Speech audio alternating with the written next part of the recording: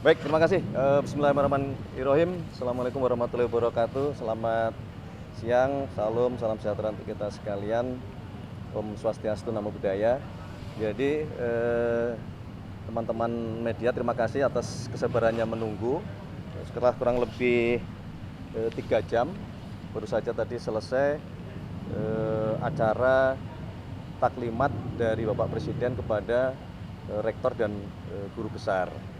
Sebagaimana yang tadi pagi kami sampaikan bahwa makna taklimat ini adalah bentuk cara berkomunikasi Bapak Presiden kepada seluruh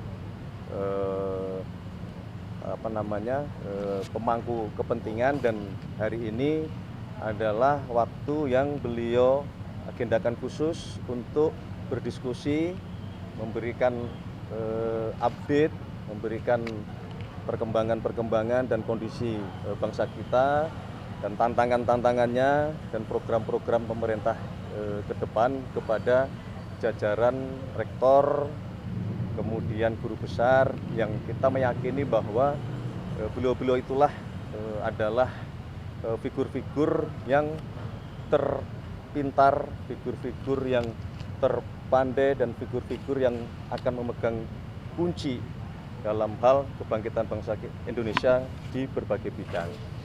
Tadi di dalam pertemuan ada beberapa yang kemudian juga disampaikan kepada Bapak Presiden, dan Bapak Presiden telah mengambil beberapa keputusan. Salah satunya adalah dilaporkan bahwa dana riset di perguruan tinggi itu nilainya hanya 8 triliun, itu setara dengan 0,34% dari APBN kita.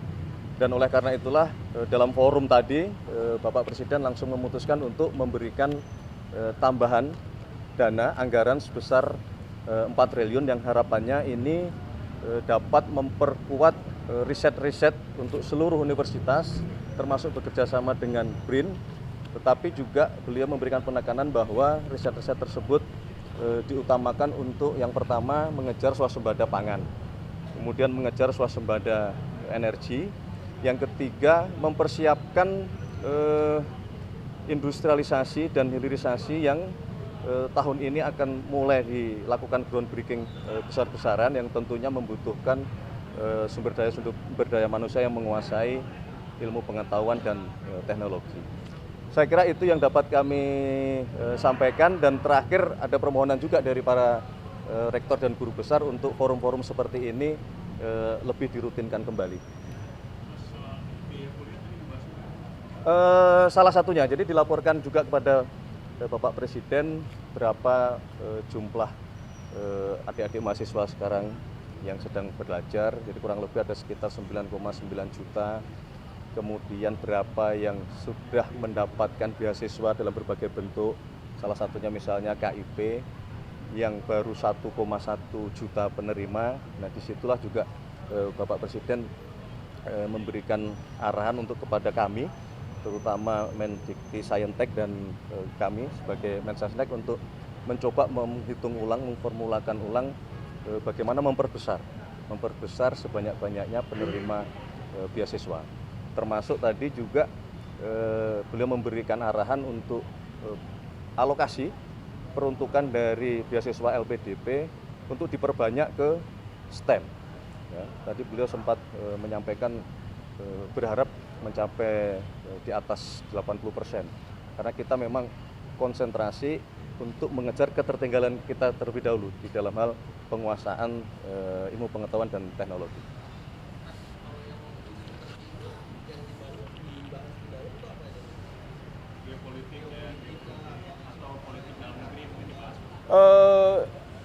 Hanya secara umum, jadi beliau memberikan gambaran bahwa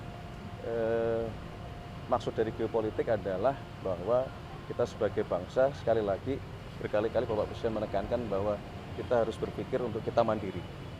Ya, jadi penekanannya lebih secara umum kalau dari sisi geopolitik. Oleh karena itulah beliau meminta support kepada para rektor, guru besar, karena bagaimanapun rektor dan guru besar beserta dengan sivitas akademika dan para mahasiswa melakukan inovasi-inovasi, tapi dalam kerangka mengejar tadi mengejar swasembada pangan, mengejar swasembada energi, mandiri secara teknologi. Tadi beliau juga menyinggung tentang mobil nasional. Itulah arah ke depan yang dikehendaki oleh Bapak Presiden untuk menjadi cita-cita kita bersama sebagai satu bangsa. Cukup? Tadi salah Ya. Ya, jadi berkenaan dengan masalah bagaimana kita mengatasi kekurangan jumlah dokter, ada dua hal yang tadi juga di dalam forum Taklimat juga disampaikan bahwa sudah ada beberapa kebijakan-kebijakan untuk program studi kedokteran untuk itu diperbesar dari sisi penerimaan jumlah mahasiswanya maupun yang menuju ke dokter spesialis.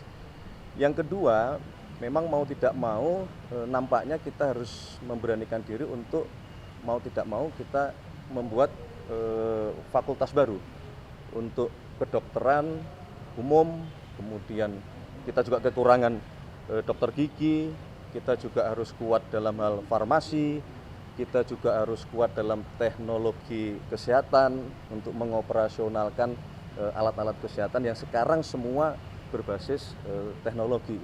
Jadi dua hal itu untuk khusus untuk yang diskusi mengenai kekurangan kita dalam hal dokter dan kesehatan.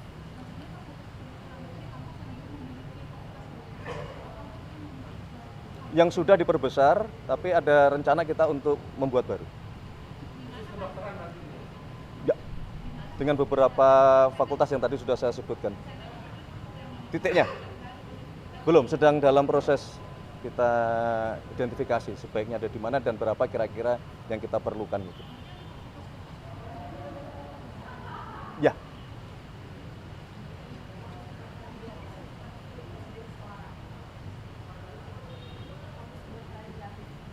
Ya itu tadi yang saya sampaikan itu.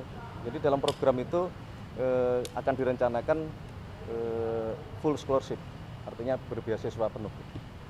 Mas tadi soal Bapak Rektor sempat menyebut mereka berharap ada pemberpihakan terhadap perguruan tinggi dan mereka optimis akan segera terwujud Mas. Nah ini soal kaitannya dengan penambahan dana riset itu akan dilakukan Mas? Tahun ini, jadi diminta untuk ya masuk di tahun anggaran 2026. Kalau pemberpihakan lainnya mungkin Mas yang selain dana riset yang akan dilakukan pemerintah terhadap perguruan tinggi apalagi? Itu tadi kan saya sudah sampaikan bahwa kita sedang diminta untuk melakukan telaah terhadap kondisi seluruh universitas kita. Ini kan keberpihakan ini kan terjemahannya banyak ya kan.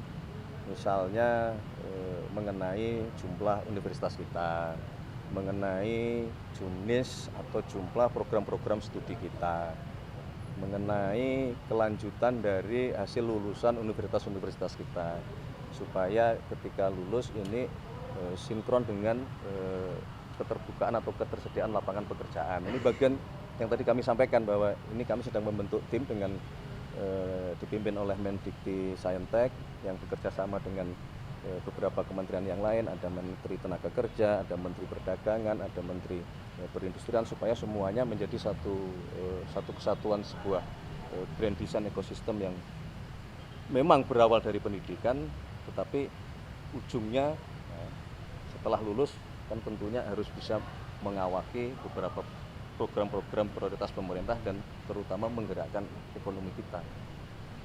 Tadi di dalam disinggung nggak sih Mas, mungkin sinergi antara pemerintah dengan universitas, tapi dalam konteks mengkritisi gitu, dalam artian pemerintah tetap terbuka ya kalau itu? Sangat terbuka. Salah satu contoh yang sangat terbuka ini, tapi ini bukan karena saya dari UGM ya. Jadi ini tadi Rektor UGM menyampaikan kepada kami dan beliau memang rutin mengirimkan semacam usulan dari Universitas Gadjah Mada untuk pemerintahan Presiden Prabowo Subianto, dan kami rutin menerima tidak hanya dari UGM. Nah inilah kadang-kadang berkirim surat kemudian kita melakukan koordinasi, melakukan diskusi, dan kami merasa ini juga salah satu saluran di dalam penyampaian atau pemberian masukan yang tentu saja kita perhatikan. Mungkin garis besar usulan itu dalam hal apa aja Mas? Garis besarnya gitu.